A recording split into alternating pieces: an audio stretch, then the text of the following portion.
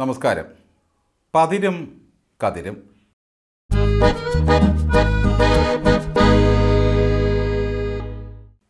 പരിശുദ്ധ തിരുമേനിയെ വെടിവെച്ച് കൊണ്ടുവന്ന ഇനത്തിൽ ചെലവ് 150K എന്ന് പള്ളിക്കണക്ക് എഴുതിയൊരു കണക്കിനെ പറ്റി ക്രിസോസ്റ്റം തിരുമേനി ഒരു ഫലിതം പറഞ്ഞിട്ടുണ്ട്. എന്നാൽ ഇതാ പുതിയൊരു കണക്ക് നമ്മളെ ഇതുപോലെ ചിരിപ്പിക്കുന്നു. മുറ്റത്ത് രണ്ടുപേര് വെറുതെ കസേര വലിച്ചിട്ടിരുന്ന് സൊള്ളിയതിൻ്റെ ചെലവ് മലയാളിക്ക് 11,20,000 പിണറായി വിജയൻ്റെ പ്രതിച്ഛായ മിനുക്കിയെടുക്കാൻ മോഹൻലാൽ നടത്തിയ അഭിമുഖ പരിപാടിക്കാണ് 11 ലക്ഷത്തിൻ്റെ ചെലവ് വന്നത്. വിവരാവകാശ നിയമപ്രകാരം കിട്ടിയ മറുപടിയിലാണ് ഈ കണക്കുള്ളത്. മോഹൻലാലുമായി അഭിമുഖം നടത്തിയതിന് നിങ്ങൾക്കെന്തെങ്കിലും വിഷമമുണ്ടായോ എന്നായിരുന്നു ഇതിനെപ്പറ്റി പിണറായി നേരത്തെ ചോദിച്ചത്. സർക്കാരിൻ്റെ കാശ് ജനങ്ങളുടെ കാശാണ്. നിങ്ങളുടെ ഗീതാവിജ്ഞാനവും റോബിൻ പട്ടിയുടെ വിശേഷങ്ങളും കാക്കയ്ക്ക് ചാപ്പാട് കൊടുക്കുന്നതും ജലധാര കാണാൻ സന്ധ്യയ്ക്ക് പക്ഷികളെത്തുന്നതുമായ പൈങ്കിളി വർത്തമാനങ്ങൾ നാട്ടുകാരോട് വെറുതെ തട്ടിമൂളിക്കാനാണെങ്കിൽ കൈരളി ചാനലിന് അഭിമുഖം കൊടുത്താൽ പോരായിരുന്നോ? അല്ലെങ്കിൽ ഫേസ്ബുക്കിൽ ഒരു റീൽസ് ഇട്ടാൽ പോരെ? മോഹൻലാലിന് പിണറായിയോടുള്ള ആരാധന കാരണമാണ് അഭിമുഖം നൽകിയത് എന്നായിരുന്നു അന്തങ്ങൾ അടിച്ചുവിട്ടത്. 2 ദിവസത്തെ ഷൂട്ടിംഗ് ചെലവാണ് 11 ലക്ഷം. ആരുടെയൊക്കെ വായിലേക്കാണ് ഈ കാശ് പോയതെന്ന് ആർക്കും അറിയില്ല. അതൊന്നും മറുപടിയിലില്ല. മുഖ്യമന്ത്രിയെ ഒരുക്കിയ പ്രതിച്ഛായാ നിർമ്മാതാക്കളുടെ ചെലവ്, സംവിധാനം ചെയ്ത രാജീവ് കുമാറിൻ്റെ ചെലവ്, മോഹൻലാലിൻ്റെ 2 ദിവസത്തെ ചെലവ്, ഷൂട്ടിംഗ് സംഘത്തിനുള്ള 10 പേർക്ക് ക്ലിഫ് ഹൗസിൽ നിന്നും ചാപ്പാട് കൊടുക്കുന്നതിനും വേണം വിരുന്നുകാശ് സർക്കാർ വക. അഭ്രപാളിയിൽ മോഹൻലാലും പിണറായി വിജയനും മാത്രമേ വരുന്നുള്ളൂ താനും. പിന്നെ ആകെ വന്നത് റോബിൻ പട്ടിയാണ്. റോബിനാണെങ്കിൽ അവരുടെ മുമ്പിലൊന്നും കുരച്ചതുപോലുമില്ല. സാധാരണ അടിമകളെപ്പോലെ അവനും നിന്നു. ഒന്ന് കുരച്ചിരുന്നെങ്കിൽ പറഞ്ഞേനെ നീ നിൻ്റെ വീട്ടിൽ പോയി കുരയ്ക്കട എന്ന്. റോബിൻ പട്ടിയുടെ 2 ദിവസത്തെ ഷൂട്ടിങ്ങിൻ്റെ പ്രതിഫലവും മുതലാളി എഴുതിയെടുത്ത് കാണും. പിന്നെ ആ ശ്ലോകമുണ്ടല്ലോ, അത് കാണാതെ പഠിച്ച് ചൊല്ലിയതിൻ്റെ ചിലവ് പിണറായി എഴുതിയെടുത്ത് കാണും. എന്തായാലും മോഹൻലാൽ ആ 11 ലക്ഷം മുടക്കിച്ച് ഇൻ്റർവ്യൂവിലൂടെ വെളുപ്പിച്ചെടുത്ത ആ നിർമ്മലനായ വെണ്മയുണ്ടല്ലോ, വായിൽ നിന്നും വന്ന ഒറ്റ വാക്കിലൂടെ വീണ്ടും നശിപ്പിച്ച് കളഞ്ഞെല്ലാം. അത് സുധാകരനെ വിളിച്ച വിളിയാണ്, ചെറ്റത്തരം. പിന്നെ കോന്നിയിൽ സ്വന്തം അന്തംകമ്മിയോട് പറഞ്ഞ വീട്ടിൽ പോയി ചോദിക്കട എന്ന ആട്ടലും. ഇത് രണ്ടും പിണറായി വിജയനെ പിന്നെയും മൂഷ്യസ്ത്രീയാക്കി.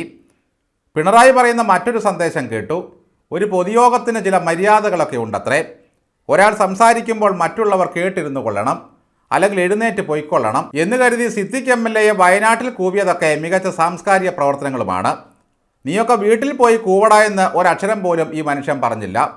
എന്നിട്ടും പിണറായി വിജയൻ്റെ മറ്റൊരു ചോദ്യമുണ്ട്.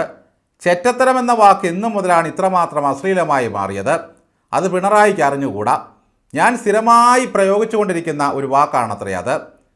ചില്ലറ വോട്ടിനും 4 സീറ്റിനും വേണ്ടി രാഷ്ട്രീയ ചെറ്റത്തരം കാണിക്കുന്നവരല്ല ഞങ്ങളെന്ന് പറഞ്ഞാൽ ഞങ്ങളൊക്കെ ചെറ്റകളാണെന്നാണോ അർത്ഥം? ഞാൻ പതിറ്റാണ്ടുകളായി പറഞ്ഞുകൊണ്ടിരിക്കുന്ന ഒരു വാചകമാണ് ചെറ്റത്തരം. ആട്ടുസാറെ ക്ലിഫ് ഹൗസിൽ ചെന്നും ഇതൊക്കെ തന്നെയാണോ പറയുന്നത്? പിണറായി പതിവായി പറയുന്ന വാക്ക് ഒരു മധുര കോമള പദാവലിയും ചാരുതയുള്ളതുമാണെന്ന് പാർട്ടിയും അംഗീകരിച്ചു കഴിഞ്ഞു. ചെറ്റത്തരം എന്നു മുതലാണ് അശ്ലീലമായതെന്ന സംശയം പ്രകടിപ്പിക്കുന്നു പിണറായി. തല തല്ലിപ്പറിക്കുന്നത് എന്നു മുതലാണ് പിണറായി രക്ഷാപ്രവർത്തനമായത്? കരിങ്കൊടി എന്നു മുതൽക്കാണ് മാരകായുധമായത്? പ്രതിഷേധം എന്നു മുതൽക്കാണ് കലാപാഹ്വാനമായത്? സമരം നയിക്കുന്നവരെന്നു മുതലാണ് തീവ്രവാദികളായത്? പറയൂ. പക്ഷെ ഞങ്ങൾക്കെല്ലാം അറിയാം. പിണറായി ഭരണം തുടങ്ങിയ 10 കൊല്ലമായി ഈ മാറ്റങ്ങളെല്ലാം കേരളത്തിലുണ്ടായിട്ട്. പക്ഷേ പതിറ്റാണ്ടുകളായി ചെറ്റത്തരം എന്ന വാക്ക് മഹായോഗ്യമായി കൊണ്ടു നടക്കുന്ന അങ്ങാണോ സാംസ്കാരിക കേരളത്തെപ്പറ്റി പുഴുങ്ങിക്കുത്തിയ വർത്തമാനം പറയുന്നത്? സ്വന്തം കാര്യം ന്യായീകരിക്കാൻ മഹാനാകും, ഗീതാ ശ്ലോകം ചൊല്ലും, സംസ്കാരത്തെപ്പറ്റി പറയും, ആരെയും ചെങ്ങാതിമാരാക്കും, എത്ര കാശും ചെലവാക്കും, കള്ളക്കഥകൾ പറയുവാൻ മടിയുമില്ല.